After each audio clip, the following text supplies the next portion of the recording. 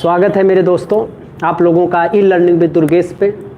मैं संजीव यादव। आज हम सब लोग मिल करके संस्कृत की अब शुरू से हम सभी लोग शुरू से धीरे धीरे पढ़ेंगे, जिससे हम लोगों का लेवल, अब आप लोग हमसे लगातार पढ़ने की कोशिश करिएगा। एक बार मेरे विचार में आप सभी लोग आएँ कि मैं किस तरीके का विचार दे सकता हूँ, तो हम लोग बिना कुछ किए हुए डायरेक्ट चलते हैं आराम से।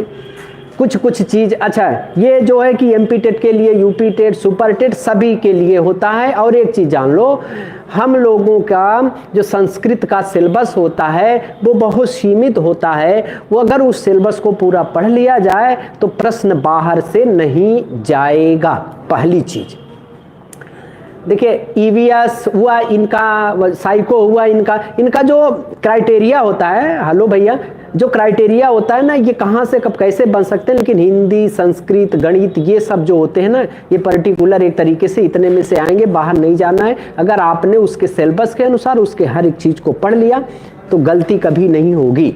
आई बात समझ में? तो हम लोग ये चेक करने चल रहे हैं कि हम लोग, भैया प्रणाम सभी लोग, आप लोग कैसे हैं? पास हो चुके हैं यूपी टेट, हमको पता है, और सी टेट भी आप सब पास हो चुके हैं। बहुत बहुत बधाइयाँ। इस ठंडी में आप लोगों ने रात भर जाग करके जो मेहनत किया है, जो बहुत अच्छी बात है। बड़ा खुश हुए, रात भर हम भी जगे थे। आप भैया प्रणाम आप सभी लोगों को। तो बहुत बढ़िया बात है। और आप लोग से मुलाकात नहीं हो पाई तो अब आए हैं इसीलिए लाइव हो करके कि आप लोगों से मुलाकात हो। पढ़ाते थे तो अच्छा लगता था, आप लोग भी पढ़ते थे। लेकिन मेरे दोस्तों, जितने लोग देख रहे हो, मेरे एक सलाह मानना, आप लोग मेरे भाई और बहन जैसे हो, बड़े हो चाहे छोटे हो। मैं आप लोगों से एक चीज़ कहना चाहता हूँ मेरे दोस्तों, कि सुपर टेट की तिथि कभी भी किसी भी समय आ सकती है। क्योंकि सतीश वो शिक्षा मंत्री का बयान है कि 69,000 वैकेंसी अपना चलता रहेगा।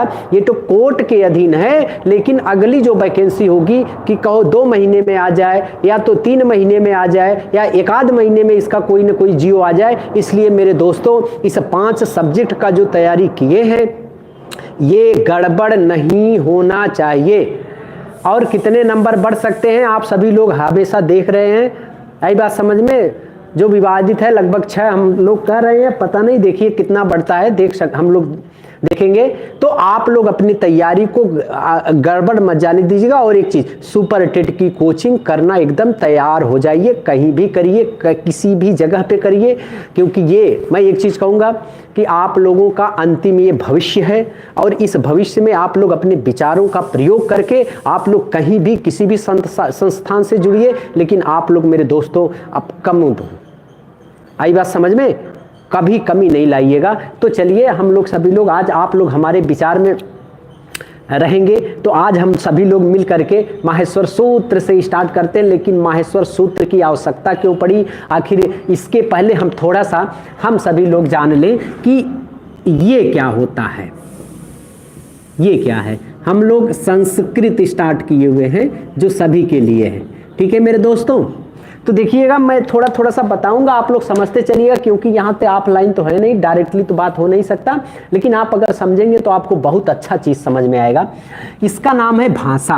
अब ये भाषा को अगर हमको जानना हुआ कि ये मेरा जो भाषा होता है, कैसे हम जानेंगे ये भाषा है? तो आप लोग देख रहे होंगे, मैं बोल रहा हूँ, हर एक बात को आप समझ रहे हैं और आप अपने मन में वहीं बैठ करके बोल रहे होंगे। तो जो मैं बोल रहा हूँ, मैंने बोला तो त में ओ की मात्रा लगी। मैंने कहा कि बोला, तो ब में ओ की मात्रा आई बात समझ में, फिर ल में आ की मात्रा, तो बोला। तो जैसे मैंने लिख दिया कि आप अच्छे लगते हैं, जैसे एक वाक्य है, आप अच्छे लगते हैं। तो यहां पर हम लोग देखेंगे, एक शब्द है आप, दूसरा है अच्छे, फिर लगते, फिर हैं। तो देखिएगा, ये सब आपके पद हो जाएंगे। 1 2 3 4 चीजों से मिल करके ये पूरा आपका वाक्य बना है। ये पूरा क्या है? वाक्य है मेरे दोस्तों। और देखिएगा, ये वाक्य किससे मिलके बना है? तो शब्द से मिलके बना है। और ये आपका जो आप शब्द है, ये शब्द किससे मिलके बना है? तो वर्ण से मिलके बना है। तो आप लोग मेरे दोस्तों बताइएगा, ये जो पूरा चीज लिखा हुआ है, जो ये वाक्य आपके समक्ष है जिसका नाम है आप अच्छे लगते हैं, इस वाक्य को बनाने के लिए सबसे पहले किसकी आवश्यकता पड़ी है? तो नंबर 1 पे वर्ण की आवश्यकता पड़ी है। और इस वर्ण के द्वारा आप लोगों ने क्या किया है कि इसी वर्ण के संयोग से आपने शब्द का निर्माण किया है। और शब्दों का जब पदबंध कर दिया जाता है, शब्दों का संयोग करके आप किसका निर्माण कर सकते हैं? वाक्य का निर्माण कर सकते हैं। तो और वाक्य के द्वारा हम लोग क्या करते हैं? आदान प्रदान करते हैं, आदान प्रदान करते हैं। लेकिन ये आदान प्रदान किसका करते हैं? तो हम लोग आदान प्रदान मेरे दोस्तों विचारों का करते हैं। आई बात समझ में? मैं अपने तरीके से पढ़ा रहा हूं, आप लोग देख रहे होंगे, ये मेरा तरीका है मेरे दोस्तों पढ़ाने का। आई बात समझ में? तो आपको कैसा लगता है आप लोग कमेंट करिएगा। अच्छा लगता है तो अच्छा बताइएगा, गंदा लगता है तो कोई बात नहीं है, मैं सुधार और करूंगा। नमो नमः भैया, एकदम मैं और अच्छे से उसको बनाने की कोशिश करूंगा और अच्छा देने की कोशिश करूंगा। मेरे अंदर अगर कोई गलती है तो मैं उसको अवश्य सुधार करूंगा और आप लोगों को गड़बड़ी नहीं जाने दूंगा मेरे दोस्तों। ठीक है, क्लियर हो गए आप लोग? तो चलते हैं, यहां देखिएगा। तो ये जो वाक्य है इसका निर्माण कैसे कैसे होता है? तो वाक्य के निर्माण के लिए हम लोग शब्द को खोजते हैं और शब्द कहता है कि मुझे बनाने के लिए एक वर्ण है और वर्ण ही मुझे बनाने के लिए होता है। तो इसीलिए हम लोग कहते हैं कि इस वाक्य के द्वारा हम लोग क्या करते हैं? विचारों का आदान प्रदान करते हैं। लेकिन किस रूप में करते हैं? तो भाषा के रूप में हम लोग अपने विचारों का आदान प्रदान करते हैं। क्लियर हो गए? आदान प्रदान किसके द्वारा करते हैं? क्लियर हो गए ना? भाषा के द्वारा। और इस भाषा को बनाने के लिए जो विचार आदान प्रदान करते हैं, तो इसमें सबसे महत्वपूर्ण योगदान किसका होता है? तो वर्ण का होता है। क्लियर हो गए? तो अब हमको यही वर्ण की जानकारी करना है और खास करके हम लोगों को संस्कृत व्याकरण के इन चीजों को जानना है, वर्ण विचार को जानना है। तो अब आकर के हम लोग फंस चुके हैं कि वाक्य का निर्माण शब्दों से मिलकर होता है और शब्द का निर्माण वर्ण से मिलकर के होता है। तो वर्ण जो होता है इस भाषा की सबसे छोटी सी छोटी इकाई होती है। अगर वर्ण नहीं है तो शब्द नहीं बनेगा, अगर शब्द नहीं है तो वाक्य नहीं बनेगा। जब तक वाक्य नहीं बनेगा तब तक विचारों का आदान प्रदान हो नहीं सकता है और तब तक वो भाषा का रूप ले नहीं सकता है। तो शायद आप लोग इस पूरे क्राइटेरिया को समझ चुके होंगे आप लोग। तो चलिए हम लोग क्या, अच्छा एक प्रश्न और दोस्तों जो अक्सर पूछ लेता है कि जैसे मेरे दोस्त जितने भी लोग देख रहे होंगे, कोई कानपुर से है, कोई आगरा से है, कोई मतलब अयोध्या से है, लखनऊ से है, जौनपुर, प्रतापगढ़, बनारस, गोंडा, इटावा, बहराइच, तो सब लोग दूर दूर से देख रहे होंगे आप लोग। मेरे दोस्तों आप लोग जहां जहां जिस स्थान में रह रहे होंगे उस स्थान का अपना एक बोली होता है। क्या होता है? बोली होता है। क्लियर हो गए? तो सब लोग अपने बोली में है कि नहीं? मैं जौनपुर से हूं मेरे दोस्तों, मैं जौनपुर से हूं। जैसे आप कोई देखिएगा लिख रहे हैं, हाँ एमपी से है, बहुत अच्छी बात है। वहां का कुछ एरिया अपना अलग होगा कि नहीं होगा? तो जब ये एरिया पूरा अलग होगा आप लोगों का, तो आप लोग जो वर्ण निकालते होंगे ना मेरे दोस्तों, तो अपने अपनी बोली के हिसाब से निकालते होंगे। आगरा से हैं तो जैसे हमारे यहाँ भोजपुरी चलती है, देखिए बिहार से है तो बिहार में भोजपुरी चलती है। तो अगर मैंने यहाँ से देखिएगा, और एक चीज, ये जो मैं हिंदी बोल रहा हूं ये सब कोई समझ रहा है, तो ये तो भाई समझ रहे राजभाषा है, राष्ट्रभाषा तो बनी नहीं लेकिन राजभाषा है। क्लियर हो गए? तो अब देखिएगा, इस भाषा पूछे कभी भी भाषा का प्रकृति क्या होता है। अब क्या आप लोग मुझे बताएंगे प्रकृति माने क्या होता है? तो अंग्रेजी में बोला जाता है या नेटियुआरी, नेचर। अब हम आप लोगों को सरल भाव में बताऊं, अगर इस प्रकृति को सरल चीज में क्या कहें तो इसका मतलब होता है स्वभाव। क्या होता है? स्वभाव। अगर आपसे प्रश्न बना दे भाषा की प्रकृति होती है, देखिए भाषा से ही प्रश्न बन सकता है। अगर यहां से पूछे कि भाषा की प्रकृति होती है या भाषा का स्वभाव होता है, प्रकृति को सरलतम भाव में अगर देखा जाए तो इसका अर्थ होगा स्वभाव होगा। आई बात समझ में? तो यहां पर ये भाषा को जो उसकी प्रकृति क्या होगी, तो आप लोग जान लीजिएगा भाषा की जो प्रकृति होती है वो हमेशा दोस्तों क्या होती है? गतिशील होती है, हमेशा गतिशील होती है, परिवर्तनशील होती है। आई बात समझ में? जैसे मैं जौनपुर का हूं हूं तो मेरी भाषा अलग है, आप हरदोई के हैं तो आपको भाषा पर देखिए परिवर्तनशीलता है, गतिशीलता है कि नहीं। अगर मैं देखिए अगर मैं चल करके हरदोई आऊं तो मुझे भाषा का परिवर्तन अवश्य मालूम पड़ेगा, या आप लोग हरदोई से चल करके मेरे यहां जौनपुर आएंगे तो मेरे यहां का जो लोकल लैंग्वेज होगा उसमें परिवर्तन होगा। तो ये इसीलिए जब हम लोग कहीं भी सफर करते हैं तो मेरे दोस्तों इसीलिए भाषा का जो स्वभाव होता है, भाषा की जो प्रकृति होती है वो हमेशा गतिशील होती है। जैसे पानी नदी का जो पानी होता है हमेशा चलायमान होता है, वैसे मेरे दोस्तों ये भाषा की जो प्रकृति होती है वो क्या होती है, गतिशील होती है। क्लियर हो गए आप लोग। अब अगले चीज की तरफ हम लोग बढ़ते हैं। अगर प्रश्न बनाता है वो कि भाषा की जो प्रकृति है वो क्या होती है, तो गतिशील होती है। क्लियर हो गए। चलिए अब हम लोग चलते हैं धीरे धीरे।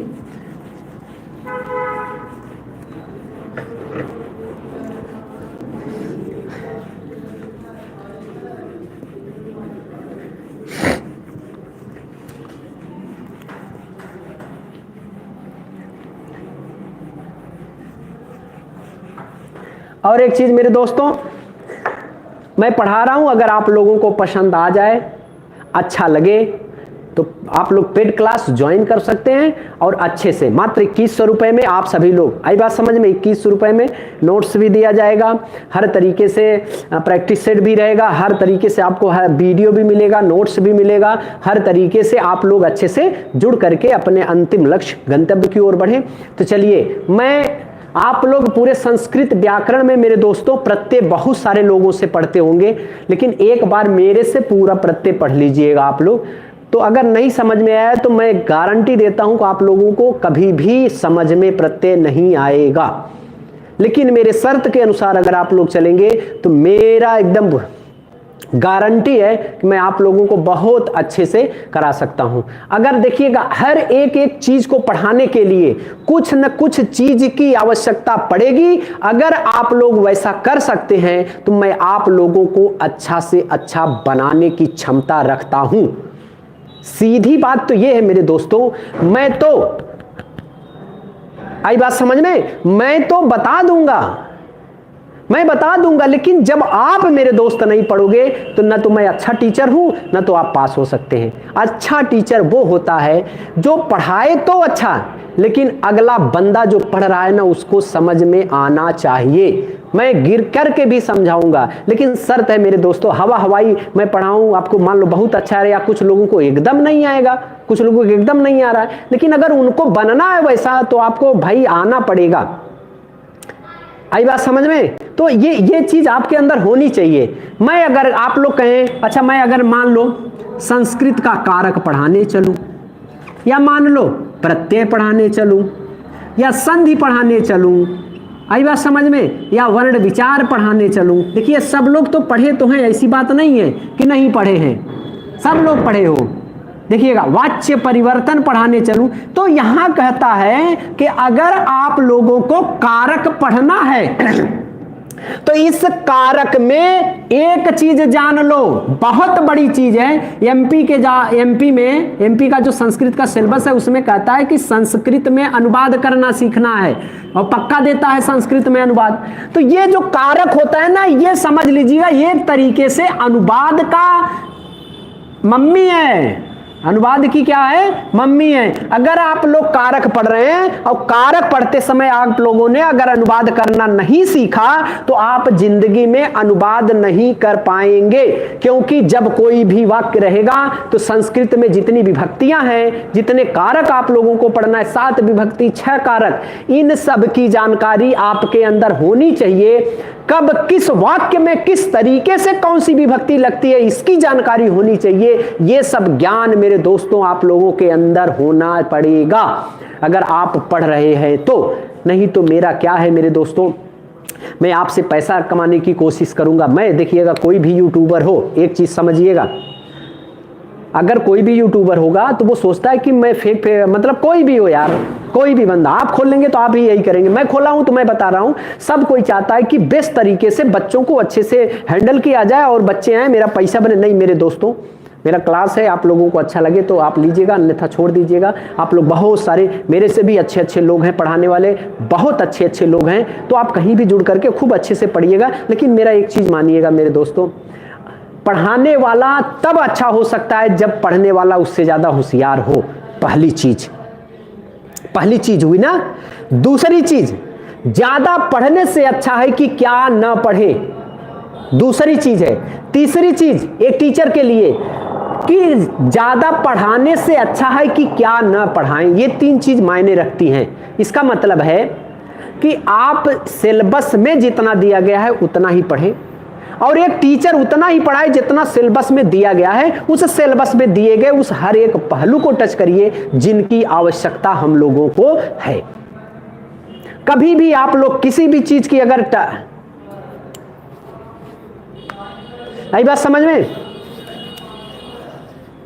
तो चलिए हम अगर कोई भी चीज आप लोगों को पढ़ाएंगे तो वादा कर करके जाएंगे कि ये चीज याद करके तैयार रहिएगा, अगले दिन जब आएंगे तो वो चीज आपको समझ में आएगा। तो हम लोग जो है आज आप लोग देखिएगा, प्रत्यय जो है बहुत सारे लोगों से बच्चे जब मैं आता हूं तो सर प्रत्यय सबसे पहले पढ़ाइए, क्योंकि एमपी टेट में बहुत सारे प्रत्यय हैं, जो है कि कृत प्रत्यय भी है, तद्धित प्रत्यय है, स्त्री प्रत्यय, तीनों प्रत्ययों की जानकारी लेनी है। तो प्रत्यय थोड़ा सा लेंदी जाता है, क्योंकि हम लोग जब प्रत्यय पढ़ते हैं तो प्रत्यय का पोर्शन नंबर ज्यादा होता है, कारक बहुत दिन तक चलती है, संधि भी बहुत दिन तक चलता है। तो ये 3-4 चीज ऐसे हैं कि जो बहुत लंबे चलते हैं। आई बात समझ में, आई बात समझ में। तो ये सब चीज जो हैं, ये 3-4 चीज सबसे ज्यादा लंबे चलते हैं। तो आप लोग बताएं इन चारों चीजों में से क्या चीज पढ़ना चाहेंगे, और जो चीज पढ़ना चाहेंगे उसके लिए आपको तैयारी करनी पड़ेगी। मैं एक एक सूत्र की व्याख्या आपके हिसाब से करूंगा, ये मेरी गारंटी है। आप लोग तब उस समय देखिएगा, अच्छा लगे तो कोई बात नहीं, नहीं लगेगा तो कोई बात नहीं है, लेकिन वैसे अच्छा ही लगने देंगे। देखिएगा, नंबर 1 चीज है कारक, ये थोड़ा सा कुछ दिन ज्यादा चलेगा। प्रत्यय ये भी कुछ ज्यादा दिन चलेगा, ये सब लंबे लंबे चीज है। संधि जब आप पढ़ेंगे तो संधि भी, क्योंकि 3-3 संधियां हैं, तीनों को अच्छे से पढ़ाने के लिए ये जो तीनों चीज होते हैं ये सब आपके थोड़ा सा समय लेंगे। उसके बाद जो साहित्य है मेरे दोस्तों, साहित्य के लिए मैं आप लोगों को बहुत अच्छा चीज करूंगा, वो हमेशा आप लोगों के लिए लगे पास रहेगा। कैसे? मैं लाइव होकर के उसको ऐसा धीरे धीरे धीरे धीरे एक पॉइंट वाइज और उसको बताने के बाद तुरंत उसका प्रैक्टिस 4-5 दिन लगातार करवा दूंगा। तो ये लाइव होकर के आई बात समझ में। पूरे संस्कृत के कौन सा क्या है उसको बताने के बाद तुरंत उसके बाद प्रैक्टिस सेट करा दूंगा। तो ऐसे ऐसे लगभग 6-7-8 रोज का रोज ये करा दूंगा। आई बात समझ में। हाँ देखिएगा, समास जो होता है, ये समास आप लोगों का ज्यादा समय नहीं लेगा, समास में इन सब लोगों से कम ही समय लेगा, क्योंकि कारक बहुत ज्यादा समय लेता है, और प्रत्यय भी, कृत प्रत्यय जो होते हैं, जो कृत प्रत्यय हैं, ये भी समय लेते हैं। तद्धित प्रत्यय केवल 1 क्लास की जरूरत है, स्त्री प्रत्यय भी 1 क्लास की जरूरत है, लेकिन ये जो कृत प्रत्यय होता है ये मेरे दोस्तों कम से अगर अच्छे से पढ़ाया जाए तो 8 दिन लेकर के जाता है। आई बात समझ में। ये कृत प्रत्यय जो होता है कम से कम 8 दिन लेके जाएगा आपका। तो इसीलिए मैं सोच रहा हूं कि ये तद्धित, ये तो भाई एक दिन के काम है, इनका काम खत्म कर देंगे, ये समय लेता है, ये थोड़ा सा मेहनत कराता है, नियम होता है, नियम के अनुसार प्रयोग कराता है। तो जब हम धीरे धीरे करेंगे तो आप लोग लिखिएगा, कहीं का कहीं, मतलब चाहे टेट दे चाहे ये सुपर टेट दे, आप लोग संस्कृत में देखिए, ये मेरा तरीका है। मैं ऐसा क्यों पढ़ाता हूँ? इसलिए पढ़ाता हूँ क्योंकि हम ये चाहते हैं कि जो बच्चे संस्कृत नहीं लिए हैं, अगर वो बच्चा पहली बार संस्कृत से मुलाकात कर रहा हो तो उसकी मुलाकात में डर ना हो, आई बात समझ, आत्मविश्वास हो। हाँ, ऐसा अगर मैंने पढ़ा है तो उस चीज़ को मैं क्लियर कर सकता हूँ, मैं वो भाव देखना चाहता हूँ, वही देना चाहता हूँ। नियम बहुत सारे ऐसे होते हैं कि जो प्योरिटी मैं नहीं बताता हूँ, क्योंकि आपको वही चीज़ करना है कि जो आपके नंबर मिल जाए और आप लोग आगे बढ़ जाएं, और वो जो बता रहा हूँ वो अच्छे से आ जाए। आई बात समझ में। तो हम लोग क्या करते हैं कि कारक स्टार्ट करें, कि प्रत्यय स्टार्ट करें, कि संधि स्टार्ट करें, कि समास स्टार्ट करें, इन सब चीजों से आप बताएं। तो जो चीज आप लोग पढ़ना चाहेंगे तो उस चीज को कल से स्टार्ट होगा। आज तो वर्ण विचार अभी हम लोग साथ में मिलकर पढ़ेंगे, फटाफट पूछूंगा, आप लोग बताएंगे भी, मुझे पता है। आई बात समझ में। तो हम चाहते हैं कि इन लंबे इन 4 चीजों में सबसे पहले क्या चीज पढ़ना चाहेंगे? कारक, प्रत्यय, संधि या समास, जो आप लोगों को बहुत कठिन लगता हो। आई बात समझ में। साहित्य देखिएगा, जो साहित्य होता है मेरे दोस्तों, साहित्य के लिए मैं लाइव आऊंगा एकदम बोर्ड बकायदे एक एक चीज को। अच्छा देखिएगा, कोई साहित्य, कोई प्रत्यय का जो है भाग ज्यादा आ रहा है, प्रत्यय ज्यादा लोग बोल रहे हैं, 2-3-4 लोगों का कमेंट प्रत्यय पे ज्यादा आया है।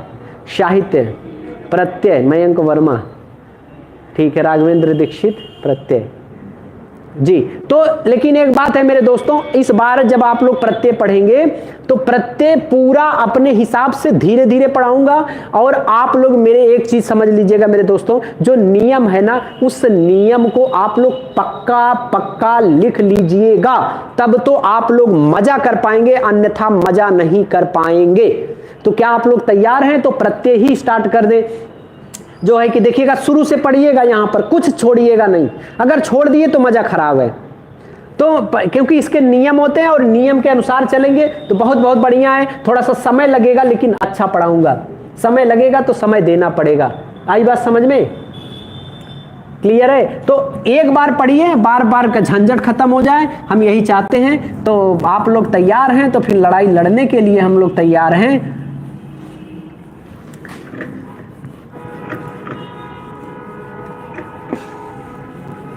तो क्या पढ़ाएं? प्रत्यय स्टार्ट करें?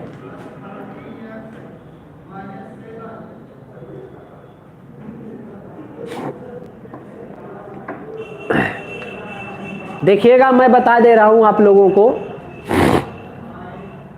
इन 4 चीजों को पढ़ने के बाद जो साहित्य है, साहित्य में तो पहली बात तो कृतियां आपको याद करना पड़ेगा, पहली चीज। अच्छा एक चीज और है, सर्ग भी याद करना है, कौन नायक और नायिका हैं उनको भी याद करना है, और उन पात्रों का परिचय भी आप लोगों को। और एक चीज, अच्छा कोई जो चल रहा है, कोई चंपू काव्य है, खंड काव्य है, गीत काव्य है, जो भी कथा साहित्य, मतलब ये सब जो चीज है मेरे दोस्तों, कौन सा चंपू काव्य है, कौन सा कथा साहित्य है, ये भी याद करना है आप लोगों को।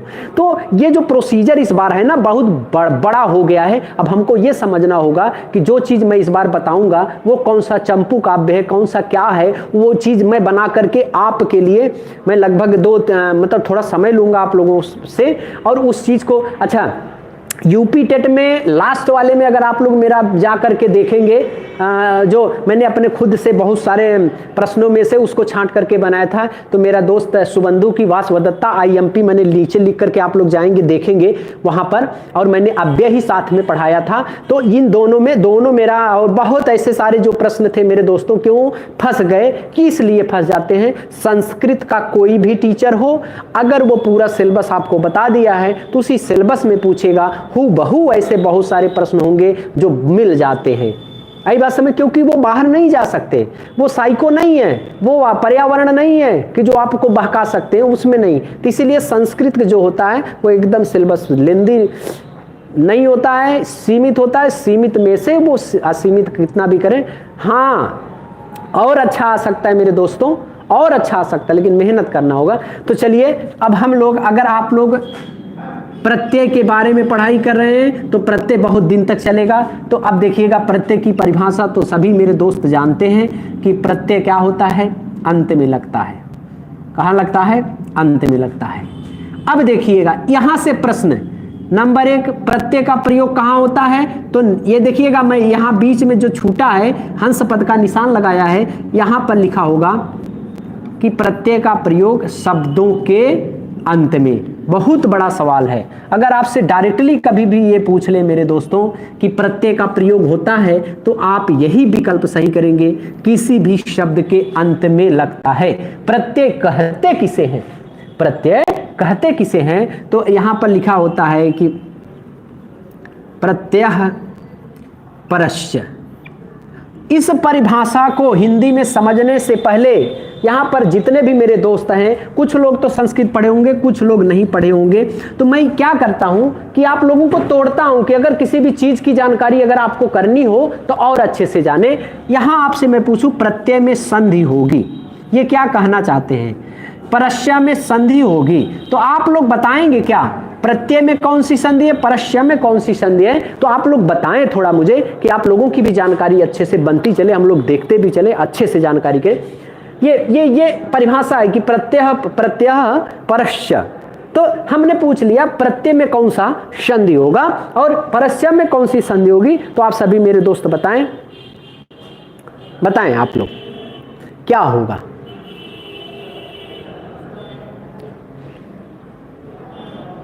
भैया good evening Mohit Kumar ji, thank you सभी लोगों को।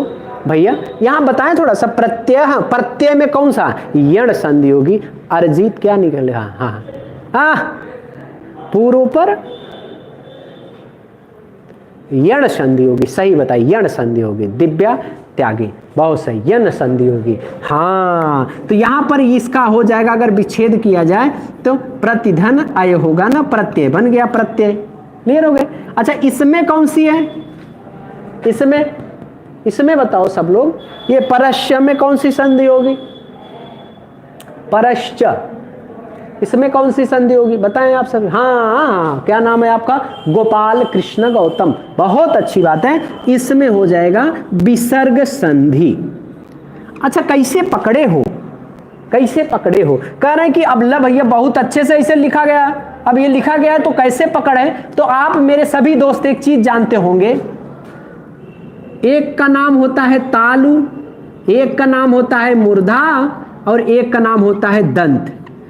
अब देखिएगा यहां स था, ये कौन सा स है, तो आप लोग जानते हैं इस वाले स का नाम होता है तालु, इस वाले श का नाम होता है मूर्धा और इस वाले स का नाम होता है दंत। आप सभी लोग जानते, जितने भी लोग मेरे दोस्त देख रहे होंगे, इसे तालु स बोला जाता है, इसे मूर्धा स बोला जाता है और इसे दंत स बोला जाता है। क्लियर हो गए ना आप लोग। एक चीज समझिएगा, ये तीनों लोग कहां मिलते हैं, कह रहे हैं कि ये तीनों लोग विसर्ग के बदले अपना परिवर्तन करते हैं।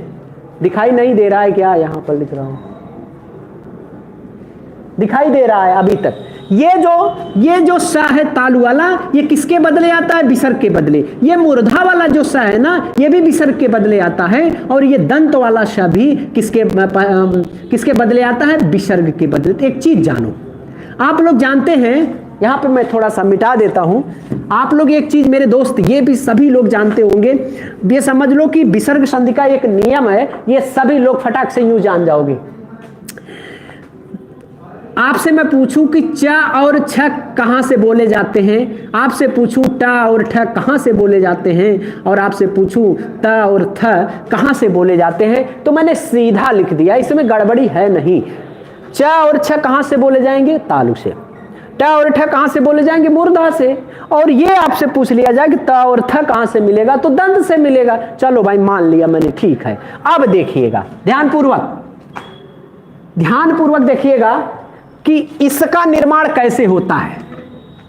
हमको पैदा करना है बड़ा दंत तालुसा का क्या नाम है, ये। अगर आपको विसर्ग के बदले ये स बनाना है तो आप लोग जान लीजिएगा, विसर्ग के बाद आपको च या छ मिले, विसर्ग के बाद अगर च और छ मिल जाएगा तो यही विसर्ग अपना परिवर्तन किसमें कर लेगा, ध्यान पूर्वक देखिएगा, ये अपना तालुष्य में परिवर्तन कर लेगा।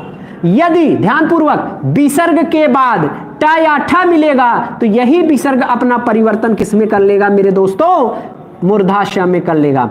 यदि विसर्ग यही विसर्ग ता और थ के पहले मिल जाए तो ये विसर्ग अपना परिवर्तन दंत स में कर लेगा। मैं इसका उदाहरण दिखा देता हूं आप लोगों को, ध्यान पूर्वक देखिएगा। जैसे यही लिखा था, जैसे आपसे पूछे परह धन च, तो मेरे दोस्त देखिएगा इस च के पहले विसर्ग है, इस च के पहले विसर्ग है। जैसे आपके सामने आ जाए निधन छलम, तो मेरे दोस्तों देखिएगा यही दो तरीके से, छ के पहले क्या है, विसर्ग है। तो आप लोग जानते हैं च और छ कहां से बोला जाता है, तो तालु से बोला जाता है। और तालु में कौन सा सा बोला जाता है, बड़ा सा है। तो ये विसर्ग अपना परिवर्तन किसमें कर लेगा, इसमें कर लेगा। इससे बड़ा कोई नियम और नहीं हो सकता है, ये सबसे सरल है। अगर आपको समझ में, एक चीज और समझिएगा आप लोग कि ये हमेशा जान लो, अगर आपको ये नहीं पता है कि ये सब बोला कहां से जाता है, तब तो आप गड़बड़ हो जाएंगे। ये जानना होगा, एक ही वर्ग में बोले जाने वाले हैं सब तालु से। ये कहां से, ये सब आपके मूर्धा से बोले जाने वाले हैं, और ये भाई साहब जो हैं ये दंत वाले हैं। तो विसर्ग के बाद तथा मिले तो श में बदल देना यार, और अगर विसर्ग के बाद ट मिले तो मूर्धा में। जैसे अगर आपसे पूछ ले, देखो जैसे आपसे पूछ ले कि रामः धन टीकते, तो देखो यार डरो मत, हाई देखा विसर्ग के बाद क्या है, ट है, तो विसर्ग अपना परिवर्तन किस में करेगा, तो हाई स में करेगा ना। काहे परिवर्तन करेगा, काहे कि हाई विसर्ग के बाद कौन है, ट है, और जब ट है तो कहेंगे तुझे देखा तो ये जाना सनम, कहे ऐसा गलत हो गया। कहे क्यों गलत हो गया, कहे क्यों गलत हो गया, क्योंकि कहे तुम यार आते हो तो मुझे बदल देते हो। कहे भैया देखिएगा मैं जबरदस्ती करता नहीं हूं और जो नियम से आता है उसको छोड़ता नहीं हूं। आई बात समझ में, जबरदस्ती करता नहीं हूं और जो नियम से आता है उसको छोड़ता नहीं हूं। कहीं तब कहें जिंदगी की राहों में रंजुगम के मेले हैं, तो कहें ठीक है भैया तब बदल दो। कहें ठीक है, तो अब देखिएगा अब क्या होगा, यही विसर्ग अपना परिवर्तन किसमें कर लेगा, मूर्धा स में कर लेगा, तो यही आधा सा हो जाएगा। जब इसको आप लिखेंगे तो यही आपका बन जाएगा रामष्टिकते। तो आप लोग समझ चुके होंगे कि ये स कहां से मिला, तो इसका मतलब आप जान जाइएगा ट के पहले विसर्ग रहा होगा और वही विसर्ग अपना परिवर्तन किसमें कर लिया है, मूर्धा स में कर लिया है। और इसमें संधि कौन सी होगी, तो विसर्ग संधि के सिवा कोई दूसरी संधि नहीं होगी। क्लियर हो गए भैया।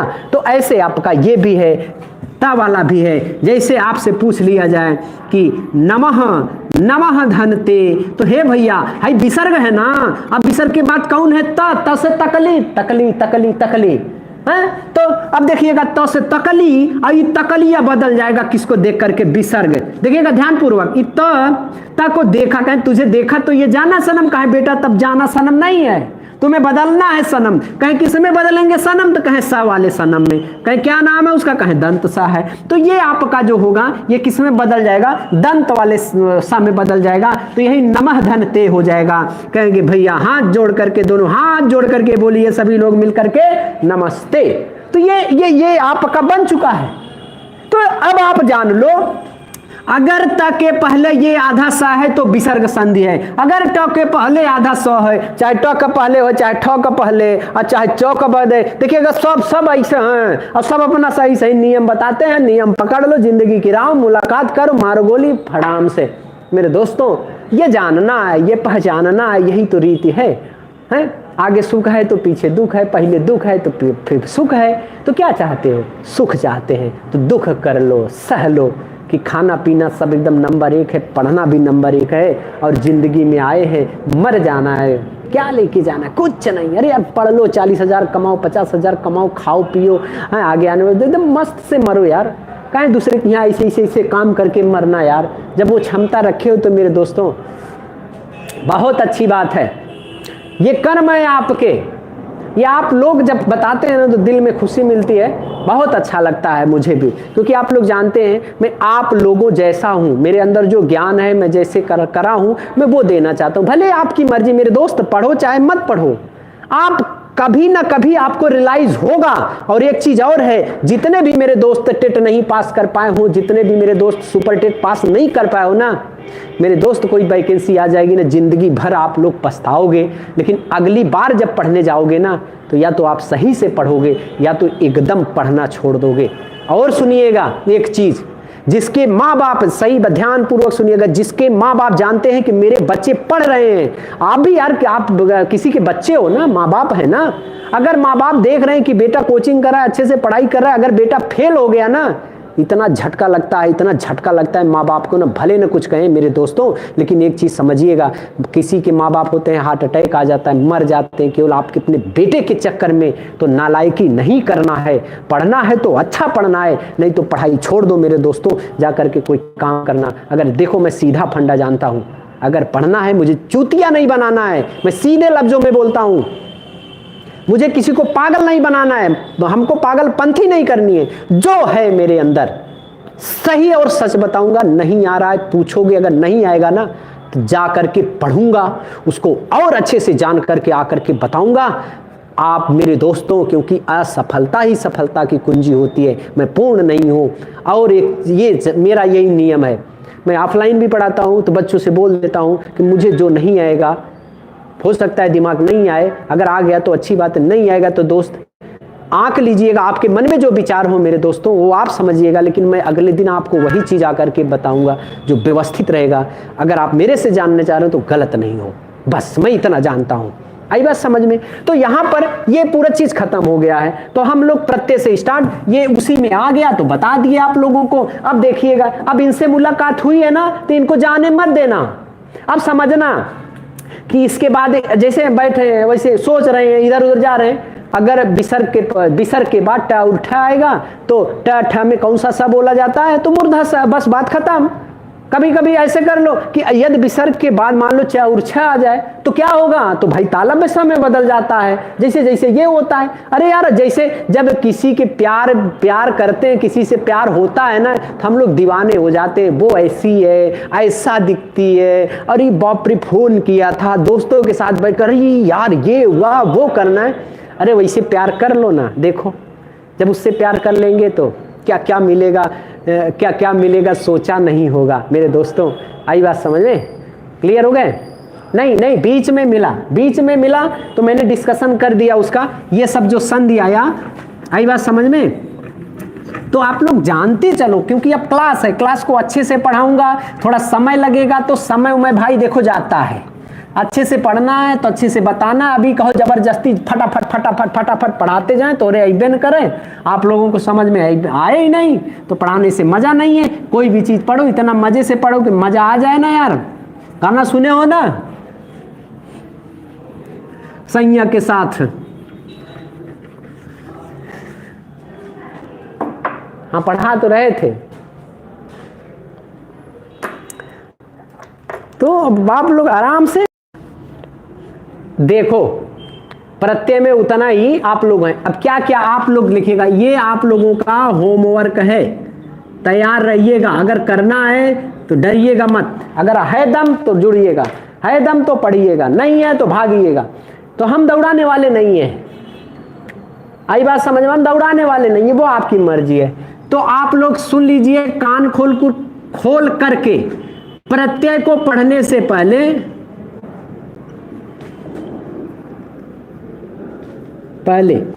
क्या क्या, नंबर 1 कल तैयारी आप लोग करे रहेंगे, पठ धातु का रूप 5 लकारों में, और उसके बाद दूसरा है दृश्य धातु का रूप, लट लकार और लिट लकार 2 में याद करना है। कौन कौन से लकारों में?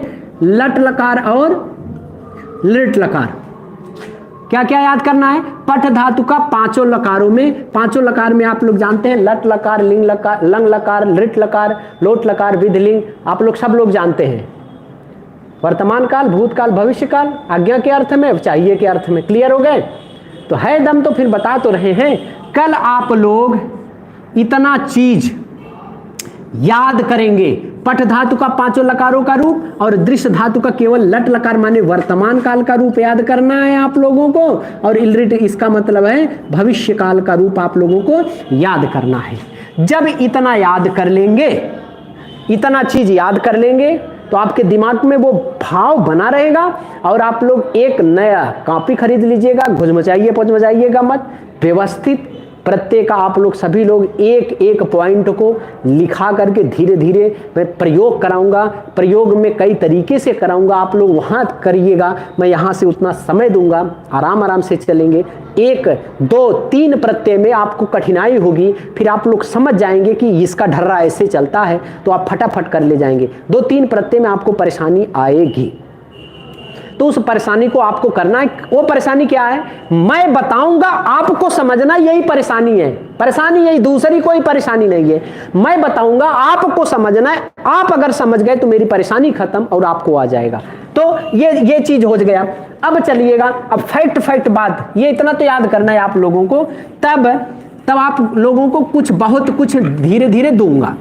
तो इतना तो आपका होमवर्क है। ये कल मैं आप लोगों से पूछूंगा कैसे, तो 1-2 लोग बता ले जाएंगे, और इसमें से कठिन चीज पूछूंगा। तो अगर आप लोगों को कठिन वाला बता लेंगे तो मैं समझ जाऊंगा आप लोगों ने याद कर लिया है। अगर गड़बड़ हो गया तो कोई बात नहीं है, जान लूंगा कि ऐसी ही बात है। तो अब देखिएगा, अब दूसरी चीज, अब आपसे अगर कभी भी प्रत्यय पढ़ाऊंगा तो अब प्रत्यय के बारे में थोड़ी सी जानकारी कर लो। अब यहां से मैं जानकारी देने चल रहा हूं। प्रत्यय कहां लगता है? अंत में, अंत में लगता है। अब देखिएगा प्रश्न बनेगा, प्रत्यय किसके अंत में लगता है? तो ध्यान पूर्वक समझेंगे आप लोग। प्रत्यय हमेशा शब्द के अंत में लगता है। किसके अंत में? शब्द के अंत में। पहली चीज हो गई।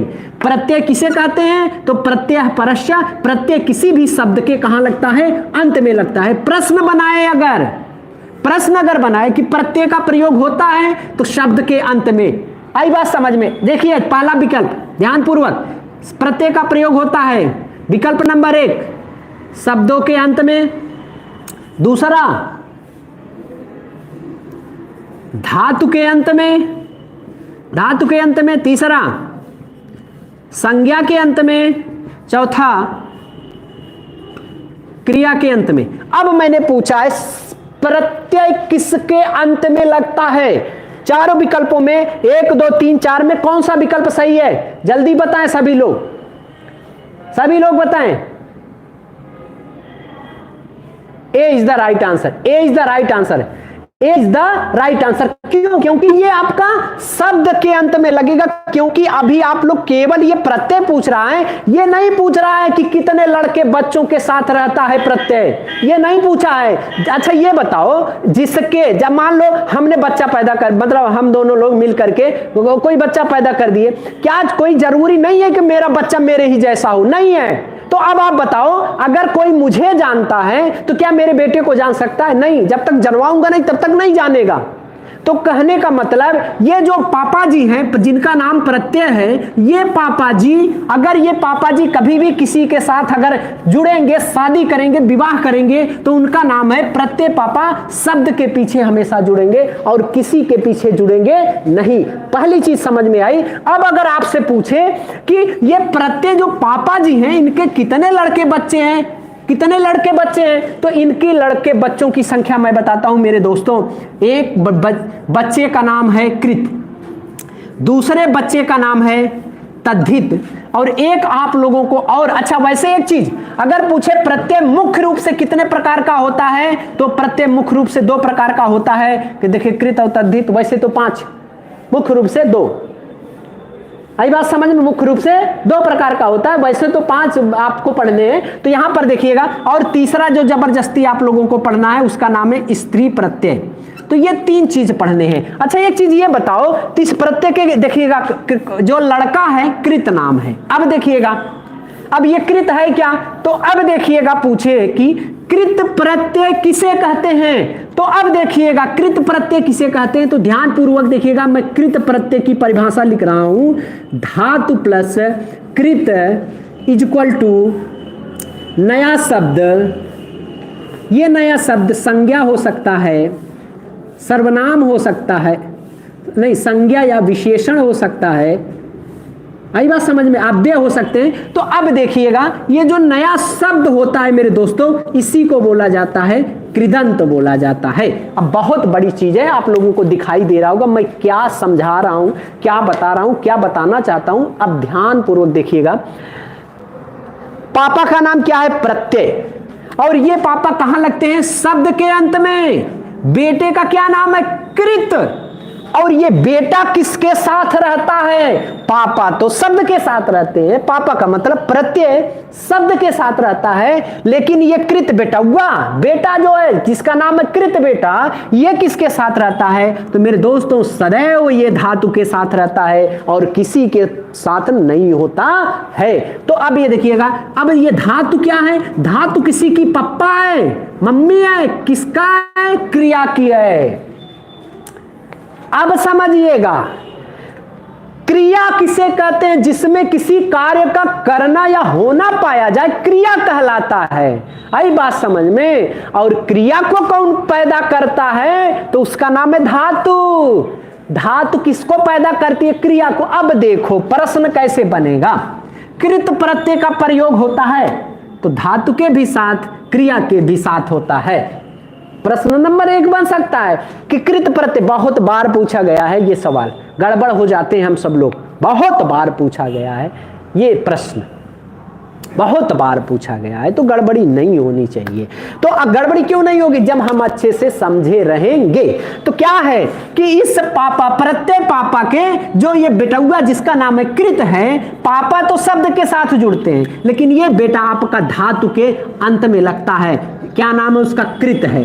तो जब ये कृत बेटा किसी धातु के पीछे लगेंगे तो दोनों लोग मिल करके एक नया शब्द बनाएंगे। जो नया शब्द होगा वो भाववाचक संज्ञा हो सकता है, कोई भी हो सकता है। आप लोग प्रत्यय पढ़ते हैं तो कहते हैं नपुंसक लिंग में भाववाचक संज्ञा बनाने में है ऐसे ऐसे प्रयोग विशेषण के रूप में होता है। दो वाक्यों को जोड़ने के लिए विशेषण के रूप में प्रयोग होता है, ऐसा ऐसा बोला जाता है ना। तो आप लोग जब नियम देखते हैं प्रत्यय का पढ़ते तो वहां पे रहता है। तो यही तो बता रहा हूं कि जब किसी धातु के पीछे कृत प्रत्यय जाकर के लड़ता है ना, तो जो नया शब्द बनाता है ना, उस संज्ञा भी होगा, विशेषण भी होगा, और इन बने नए शब्द को ही कृदंत बोला जाता है। और जो कृदंत होता है पैदा कहां से होता है? कृत के जुड़ने से। किसके साथ? धातु के साथ जुड़ने से ऐसा बनता है। तो प्रश्न नंबर 1, कृत प्रत्यय का प्रयोग होता है धातु के साथ। धातु नहीं है तो क्रिया है, क्रिया नहीं है तो धातु है। इन दोनों में से कोई ना कोई आप लोगों को मिलेगा और मिलने के बाद आप लोगों को आ जाएगा। अब देखिएगा दूसरा क्या है? दूसरा क्या है? दूसरे का नाम है तद्धित। अब तद्धित कहते हैं कि सुन लो कान खोल करके सभी लोग, मैं दूसरा हूं। आई बात समझ में? मैं दूसरा हूं तो कहें दूसरे हो तो क्या हुआ? कहें तुमसे छोटे हैं, हमको प्यार ज्यादा मिलेगा, कहें बेटा प्यार ले लो। लेकिन एक बात समझिएगा, प्यार के बदले प्यार देना पड़ेगा। कहा ठीक है पापा। कहा सुन, इनके में तो थोड़ा दिक्कत ला दिया, तेरे को मैं सब कुछ देता हूं। कहा पापा? कहा सुनो बेटा, संज्ञा भी होगा, सर्वनाम भी होगा, विशेषण भी होगा, अव्यय भी होगा। कहीं कहां होगा? कहीं सब तो होगा, लेकिन होगा कहां? कहें बेटा सुन ले ध्यान पूर्वक, अभी बाद में मैं बताऊंगा क्या क्या चीज है। कह रहे हैं कि तद्धित से सुन ले बेटा, तू कभी भी अगर जुड़ेगा तो शब्द के पीछे जुड़ेगा। धातु हो तुझसे तेरे को मतलब ही नहीं है। आई बात समझ में? धातु से कोई मतलब नहीं है, दूर दूर तक तुम्हारा कोई मतलब नहीं है। कहीं कैसा मतलब? कहीं कैसा मतलब? कहीं सुनो फिर से बताता हूं कि जो ये कृत प्रत्यय होता है कि बेटा समझ लो हमेशा धातु के पीछे ही लगेगा या तो क्रिया के पीछे लगेगी। लेकिन हे तद्धित बेटा, मैं तुमको ऐसा बताता हूं ना कि तुम अब हमेशा तुम शब्द रहेगा। आई बात समझ में? शब्द रहेगा, उसी शब्द के पीछे तुम जाकर के लग जाना और बना देना, ये आपकी मत। अब देखिएगा तीसरा, स्त्री प्रत्यय भी जाकर के पूछते हैं कि ये बताओ, तुम दोनों लोगों को तो बता दिए मैं तुम्हारी बेटी हूं। कहे तब? कहे बिटिया मैं तुमको एक ही चीज कहूंगी। कहे का? मैं इन सब लोगों से सबसे अच्छा तुमको मैं वरदान देता हूं। कहे का पप्पा? कहे कैसा वरदान पप्पा दे रहे हो? कहे सुन लो, तुम्हारा क्या नाम है? कहा पप्पा मेरा नाम है स्त्री प्रत्यय। कहा सुन बिटिया, तुमको जितने भी पुल्लिंग वाले शब्द मिलेंगे ना, सबको स्त्रीलिंग बनाने के लिए ना तुम जाकर के जुड़ जाना, उसको स्त्रीलिंग बना देना, बेटी मजे करना। कहा जी पप्पा मैं बहुत खुश हो गई। कहा बस तुम्हारा काम खत्म। तो क्या क्या हुआ? ध्यान पूर्वक, प्रत्यय पापा के, प्रत्यय पापा, ध्यान पूर्वक रिवीजन करा रहा हूं। प्रत्यय पापा किसके पीछे? तो शब्द के पीछे लगते हैं। प्रत्यय पापा किसके पीछे? प्रश्न नंबर 1, तो शब्द के पीछे।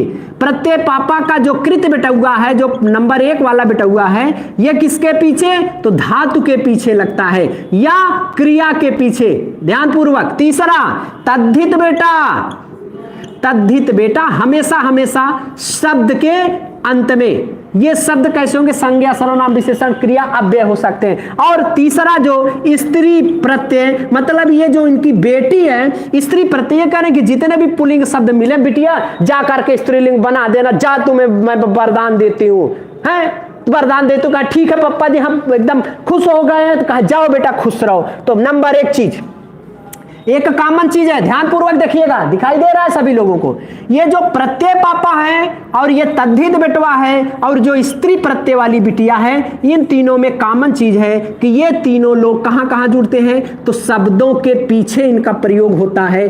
केवल अगर कोई है जो धातु के साथ अपना परिवर्तन कराता है, इनका नाम है कृत प्रत्यय। तो मेरे दोस्तों, आप लोगों को बहुत कुछ समझ में आ गया होगा। पहले तो चिल्ला चिल्ला करके समझाया, लेकिन अब बहुत सिंपल बता दिया। अब यही पूरा निचोड़ है कि प्रत्यय पापा, तद्धित बेटवा, स्त्री प्रत्यय बिटिया, ये तीनों लोग जो जुड़ते हैं ये शब्द के पीछे जुड़ते हैं, लेकिन केवल कृत जो बेटा होता है, जिसका नाम कृत नाम है, ये धातु या क्रिया के पीछे लगता है। यही डिफरेंस होता है। यहां से अगर कोई प्रश्न बने तो गड़बड़ी नहीं होनी चाहिएगा।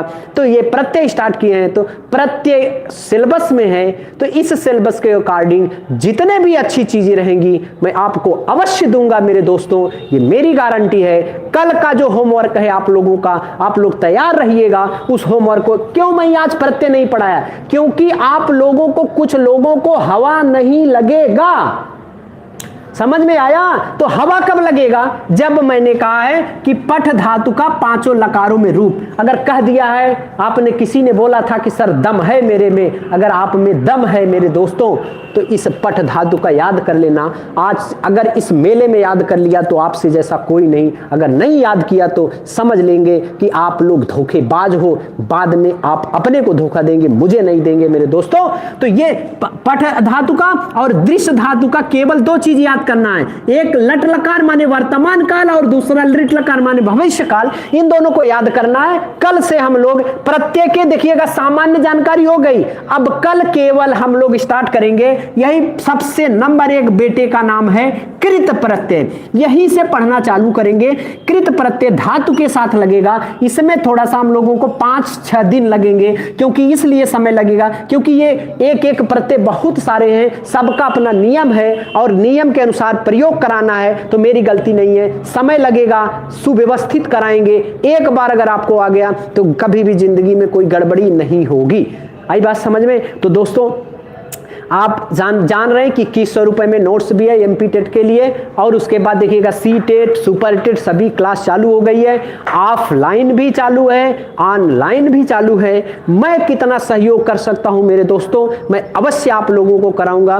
तो ये मेरा नियम है, मैं ऐसे ही पढ़ाता हूं, थोड़ा स्लो पढ़ाता हूं मेरे दोस्तों। मैं समझ के पढ़ाता हूं कि आपको समझ में आए। पढ़ो एक बार, फिर जिंदगी में मुलाकात न करनी पड़े।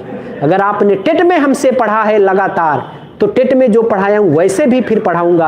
आपने पढ़ा है तो फिर अब उसको बाइकाट करके रोज उसको पढ़ो। एक बार पढ़ो, अच्छे से पढ़ो। 50 बार पढ़ने से, पढ़ते 50 बार अपने माँ बाप, अपने लिए पैसा बचाओ, अपने दिमाग का प्रयोग करो मेरे दोस्तों। ये कोई ज़रूरी नहीं है कि टेट दे रहे हैं तो सुपर टेट में भी पढ़े, उसमें भी पढ़े। अगर आप में दम है तो एक बार आपने अच्छे से पढ़ लिया तो फिर कोई ज़रूरी नहीं है कि आप बस अरे हमेशा माँ बाप का पैसा, हमेशा कहीं जा करके बाहर रहो। यार जो है कि माँ बाप कैसे कैसे पैसा दे रहे हैं, नहीं बाहर मुझे जाना, इलाहाबाद जाना, नहीं यार। कभी अगर आपके अंदर वो क्षमता है ना, तो आप घर पर ही बैठ करके पढ़ सकते हो, माँ बाप के पैसों को भी बचा सकते हो। और देखिएगा, बहुत वैरायटी के लोग हैं मेरे दोस्तों। तो सभी लोगों से करबद्ध निवेदन है कि अच्छे से मेरे दोस्तों पढ़िएगा। मेरा दिल यही कहता है कि सब लोग आप आगे जाएंगे। आई बात समझ में भैया?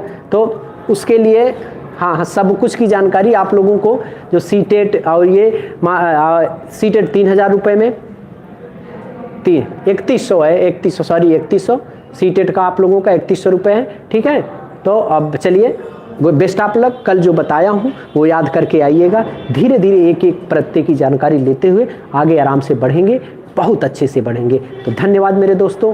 जय हिंद, जय भारत सभी लोगों को। शुभ रात्रि।